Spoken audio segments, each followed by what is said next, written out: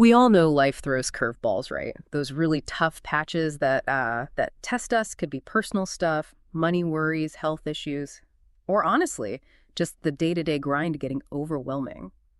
So, in this deep dive, we're going to tackle something really fundamental: building resilience when times are hard.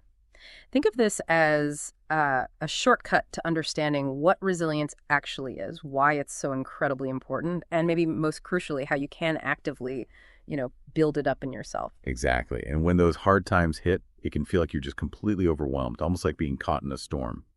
Our aim here is really to give you a clear picture of resilience using insights from experts to help you navigate those turbulent times a bit more effectively. It's definitely not about pretending the storm isn't there. It's more about learning the skills to sort of ride it out and hopefully come out stronger on the other side. Okay, so let's really dig into that. What is resilience fundamentally? We hear the word thrown around a lot, but what does it actually look like day to day? Yeah, good question. Simply put, resilience is basically your ability to bounce back when things get tough. Adversity hits, how do you respond? How do you recover? Yeah. It's really not about avoiding problems altogether. I mean, let's be real, that's impossible, right? It's more about building up that inner strength, that fortitude to face difficulties and, keep putting one foot in front of the other.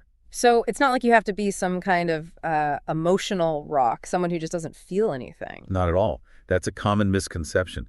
Resilience is really a mix of mental and emotional strength. It's what allows you to face challenges without completely giving up, to hold on to some hope, some determination, even when things look pretty bleak. And this is key. It's not about being emotionless or unaffected. Definitely not about just putting on a brave face. Right, because I think people sometimes imagine resilient people as just like stoic soldiers marching on. Exactly.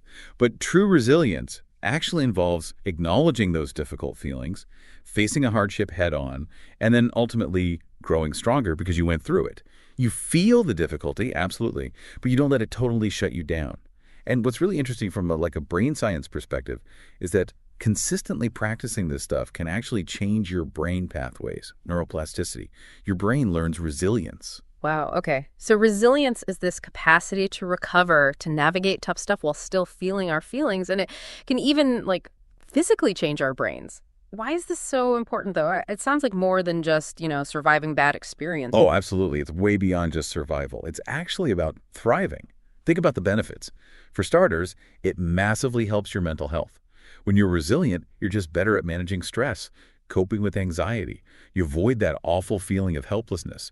You can face tough situations without getting totally swamped by negativity. That makes total sense. Feeling stronger inside makes the outside stuff seem less powerful, I guess.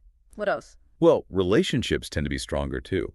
Resilient people are often more willing to reach out, ask for support, communicate what they need when things are rough. Instead of shutting down and isolating, they maintain those connections. And that builds confidence. Every time you navigate something hard, you gain a bit more belief in yourself. Like, okay, I handled that, I can handle the next thing. It creates a kind of positive feedback loop. Like building a muscle, right? The more you use it, the stronger it gets. Spot on. And it also makes you more adaptable. Life throws curveballs constantly. Career shifts, family issues, health scares. Resilient folks are just better at rolling with the punches, finding new ways to manage, even thrive when things change unexpectedly. So being flexible, resourceful, finding a plan B or C when plan A gets derailed. Exactly. And maybe one of the biggest long-term things is you learn so much from adversity. Resilience fuels long-term success because it teaches perseverance.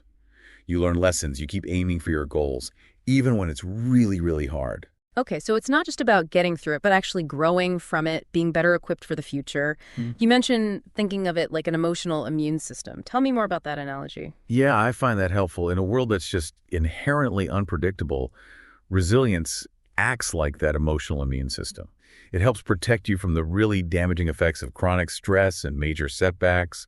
It helps you maintain your emotional balance, your equilibrium, much like your physical immune system helps ward off illnesses. That's a really powerful way to think about it. Okay, we get what it is, why it's so vital. Now, the million-dollar question: how do we actually build this stuff? Is it something you're born with, or can we learn it? Ah, yes, the crucial part. And the good news is, while some people might seem naturally more resilient, it is absolutely 100% a skill you can develop. It takes conscious effort, practice, mindset shifts. Yeah. It's not just an innate trait. So let's break down some practical steps. First up, developing a positive mindset. Okay, positive mindset. Now, I know some listeners might hear that and think, oh, great, just pretend everything's fine. How do we do this without being like fake positive? That's a really important point. A positive mindset for resilience isn't about denial or toxic positivity at all. It's more about consciously choosing to see challenges as opportunities for growth, maybe, rather than just dead ends. It's about focusing your energy on what you can actually influence, what you can learn from this tough situation. So it's a deliberate framing. How do you actually do that? Any tips? Yeah, one really effective technique is actively reframing negative thoughts. Catch yourself thinking something negative, like this is impossible, I'm going to fail. Then challenge it. Ask yourself, is that really true? And try to rephrase it. Maybe something like, okay, this is really hard, but I can tackle it one step at a time. What's the first step? That little shift in your internal conversation can make a huge difference. That makes sense. Breaking big, scary things down makes them feel less scary. Okay, what's next on the resilience building list? Next up is strengthening your support system. This is huge. Nobody builds resilience in a vacuum.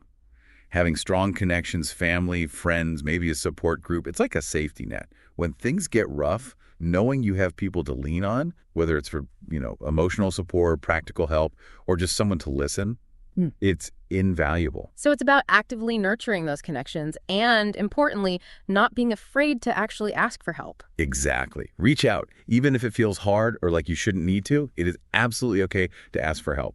Could be just needing a kind word, help with a meal, or just someone to sit with you. Vulnerability here isn't weakness, it's actually strength. It builds connection. And flowing from that, another key thing is focusing on what you can control. Oh, yeah, that feels super relevant. When you're in a crisis, it often feels like nothing is in your control. Totally. It's easy to feel powerless. But a core part of resilience is consciously shifting your focus to the things you do have some influence over.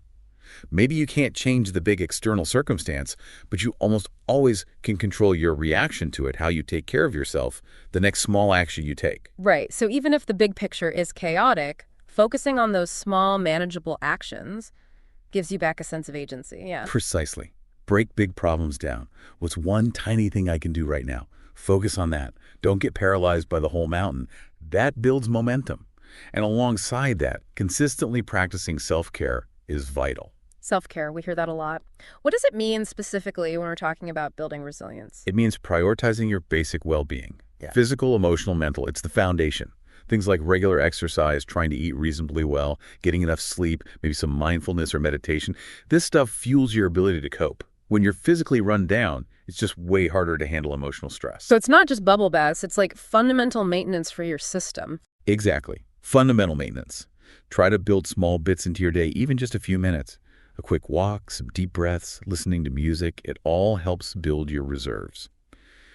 Next, and this one can be tough, cultivate patience. Patience, yeah, that's incredibly hard when you're suffering and you just want it to be over. Oh, absolutely.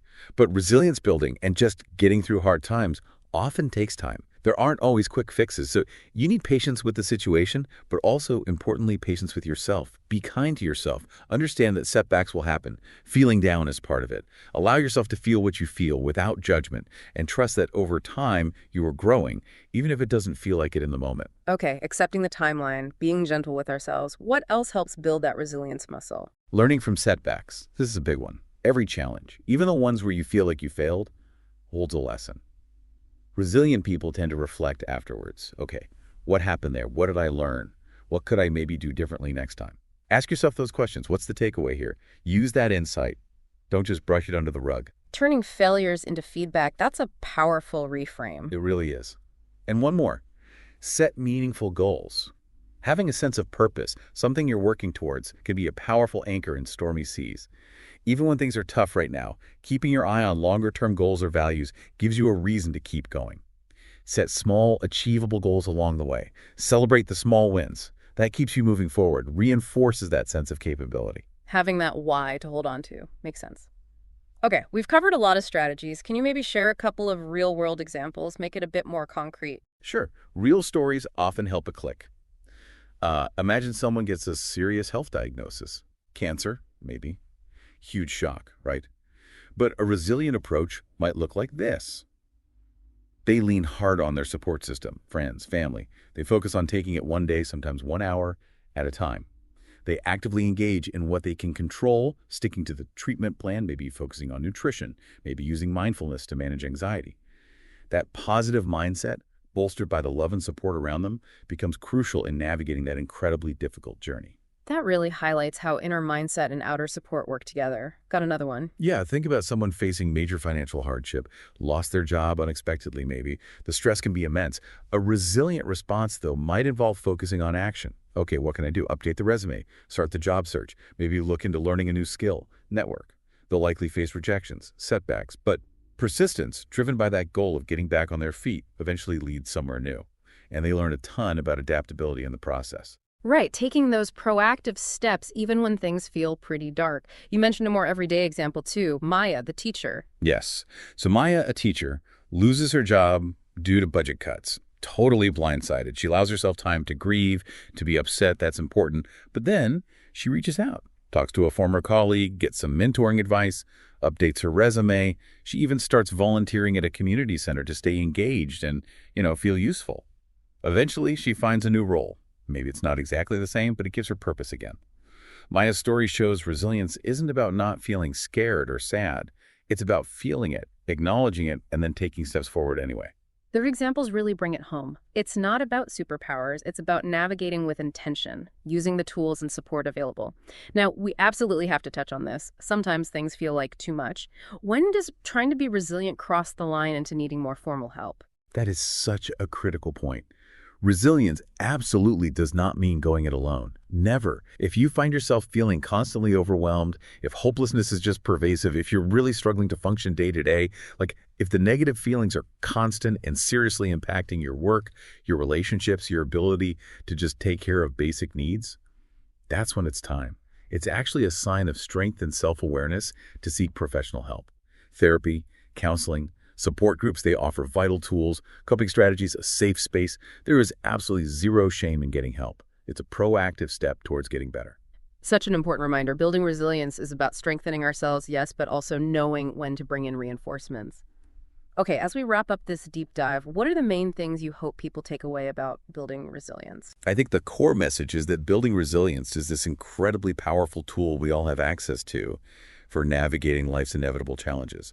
It's not about dodging hardship, because we can't. It's about learning how to face it with strength, with flexibility, and with an openness to growth. Ultimately, it helps us lead more fulfilling lives, even when things are tough. So the goal isn't a challenge-free life, but developing the skills to meet challenges and come out stronger.